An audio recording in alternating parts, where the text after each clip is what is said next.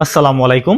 নবম দশম শ্রেণীর শিক্ষার্থীরা, আমি আজকে তোমাদের বাংলা দ্বিতীয় পত্র বইয়ের পরিচ্ছেদ 17 শব্দের শ্রেণী বিভাগ নিয়ে আলোচনা করব। সো একটু লক্ষ্য করো। দেখো, বাংলা শব্দ ভান্ডারকে বিভিন্ন বিবেচনায় ভাগ করা যায়। প্রথমে আমরা দেখব যে উৎস বিবেচনায়। উৎস বিবেচনায় বাংলা শব্দ ভান্ডারকে 4 ভাগে ভাগ করা যায়। কত ভাগে? 4 ভাগে ভাগ করা যায়। যে 1 নম্বর হলো তৎসম শব্দ, 2 নম্বর তদ্ভব শব্দ, 3 নম্বর দেশি শব্দ, 4 নম্বর হলো বিদেশি শব্দ। তৎসম, তৎসম শব্দের অর্থ হলো যে তৎ মানে হলো তার, মানে অর্থাৎ সংস্কৃতের, আর সম মানে হলো কি? সম মানে হলো সমান। তৎসম মানে হলো কি? তার সমান, মানে সংস্কৃতের সমান। অর্থাৎ আমরা বলতে পারি যে বাংলা ভাষার যে শব্দগুলো সরাসরি সংস্কৃত ভাষা থেকে এসেছে, এদেরকে কি শব্দ বলে? এদেরকে তৎসম শব্দ বলে। বাংলা ভাষায় তৎসম শব্দের সংখ্যা অনেক। সবগুলো তো আমাদের মুখস্থ বা মনে রাখা সম্ভব নয়। আমরা কিছু নিয়মের মাধ্যমে এগুলো মনে রাখতে পারি। সো একটু লক্ষ্য করে দেখো, আমি প্রথমে লিখছি যে র প্লাস, মানে যদি কোনো শব্দে র ফলা বা রিকার থাকে তাহলে সেটি কোন শব্দ হবে? সেটি হবে তৎসম শব্দের উদাহরণ। আমি যদি বলি যে গৃহ, বা আমি যদি বলি যে গ্রহ, এখানে শব্দের প্রথমে কি আছে? যে র ফলা আছে না? তাহলে এটি কোন শব্দের উদাহরণ হবে? এটি হবে তৎসম শব্দের উদাহরণ। এরপর রয়েছে যে ক্ষিয় বা যুক্ত খ, যেটা আমি যদি বলি যে শিক্ষক, শিক্ষক শব্দে কি এই যুক্ত খ বা ক্ষিয় আছে না? তাহলে এটি কোন শব্দের উদাহরণ হবে? এটি হবে তৎসম শব্দের উদাহরণ। এরপর মূর্ধন্যস্ব বা মূর্ধন্য, কোন শব্দে যদি মূর্ধন্যস্ব বা মূর্ধন্য থাকে তাহলে সেটি কোন শব্দের উদাহরণ? সেটি হবে তৎসম শব্দের উদাহরণ।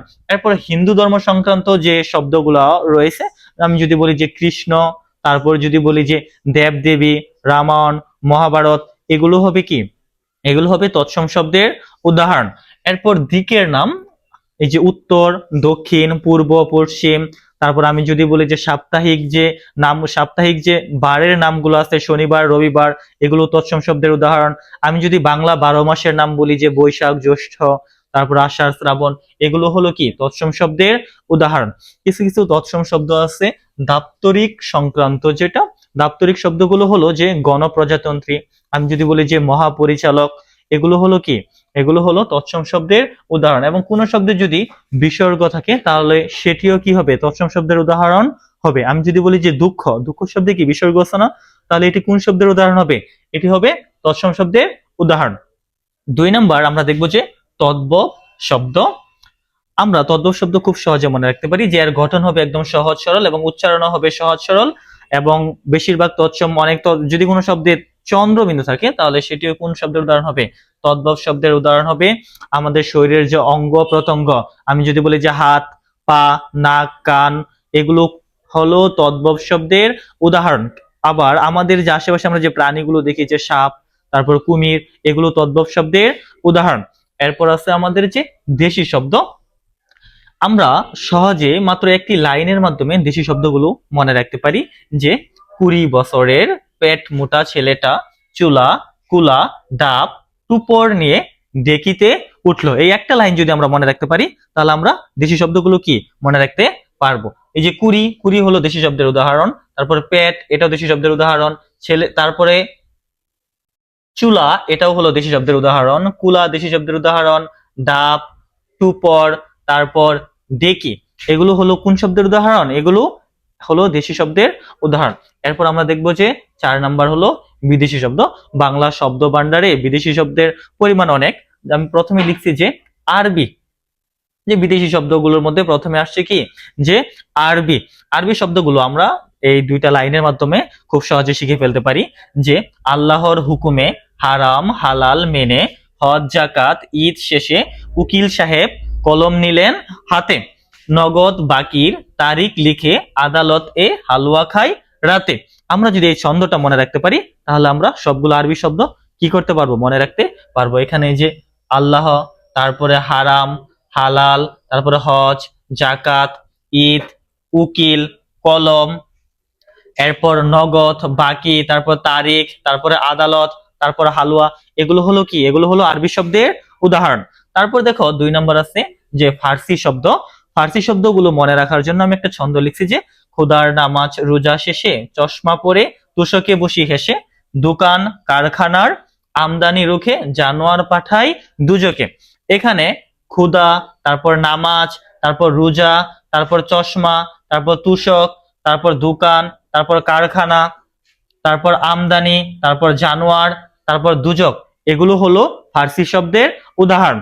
তারপর আছে যে পর্তুগিজ শব্দ, এটা অনেক ইম্পর্টেন্ট, প্রতি বছর পরীক্ষা থেকে প্রশ্ন আসে, যে এটা আমরা একটা ছন্দের মাধ্যমে মনে রাখতে পারি, যে আলমারির চাবি আর আলপিন হাতে পাদ্রী চললেন গির্জার পথে। আলমারির চাবি আর আলপিন হাতে পাদ্রী কোথায় চললেন? পাদ্রী চললেন গির্জার পথে। গুদাম থেকে বালতি ভরে আনারস আর পাউরুটি আনলেন ঘরে। এখানে আলমারি, তারপর চাবি, তারপর আলপিন, তারপর পাদ্রী, তারপর গির্জা, তারপর গুদাম, তারপর বালতি, তারপর আনারস, তারপর পাউরুটি, এগুলো কোন শব্দের উদাহরণ? এগুলো হলো পর্তুগিজ শব্দের উদাহরণ। কোন শব্দের উদাহরণ? পর্তুগিজ শব্দের উদাহরণ। এরপর আমরা বলতে পারি যে ইংরেজি শব্দ, বিদেশি শব্দের মধ্যে ইংরেজি শব্দ, অনেকগুলো ইংরেজি ভাষা শব্দ বাংলা ভাষায় স্থান পেয়েছে। আমি যদি বলি যে স্কুল কলেজ, তারপর যদি বলি যে কলম পেন্সিল, এরকম অনেকগুলো শব্দ কি যে ইংরেজি ভাষা শব্দ বাংলা ভাষায় বা বাংলা শব্দ ভান্ডারে কি স্থান পেয়েছে। তারপর দেখো বিদেশি শব্দে এরপর রয়েছে ফরাসি শব্দ। আমরা ফরাসি শব্দগুলো চমৎকার একটি লাইনের মাধ্যমে মনে রাখতে পারি, যে লাইনটি হলো যে আতেলরা রেস্তোরাঁয় গিয়ে কুপন দিয়ে ডিপো থেকে কার্তুজ কিনে। আমরা কিভাবে মনে রাখবো? যে আতেলরা রেস্তোরাঁয় গিয়ে কুপন দিয়ে ডিপো থেকে কি কিনে? কার্তুজ কিনে। এখানে এই যে আতেল, তারপরে যে রেস্তোরাঁ, তারপর কুপন, তারপর ডিপো, তারপর কার্তুজ, এগুলো হলো ফরাসি শব্দের উদাহরণ। তারপর রয়েছে উলন্দাজ শব্দ।